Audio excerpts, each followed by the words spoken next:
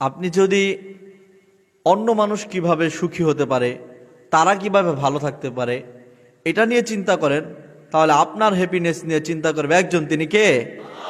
এজন্য অন্য মানুষ কিভাবে ভালো থাকে, অন্য মানুষকে ঘর বাড়ি, খাবার দাবার ডোনেশন করা, দান করা, আর এই দান করার পরে যে একটা সুখানুভূতি এটা অনুভব করতে হয়, এটা আসলে বলে বোঝানো সম্ভব না। আপনারা যারা এগুলো করেন তারা অবশ্যই অনুভব করেছেন যে তারপরে যে একটা সুখ অনুভব হয়।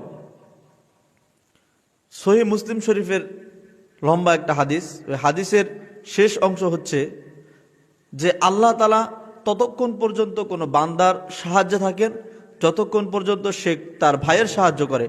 সুবহানাল্লাহ। তাহলে দেখেন, আপনি যখন আপনার ভাইয়ের সাহায্য করবেন, আপনার ভাইকে ভালো রাখার চেষ্টা করবেন, আপনার ভাই কিভাবে হ্যাপি হয় আপনি এই চিন্তা করবেন, তখন আল্লাহ তাআলার পক্ষ থেকে অটোমেটিক আপনার প্রতি নুসরাত নেমে আসবে।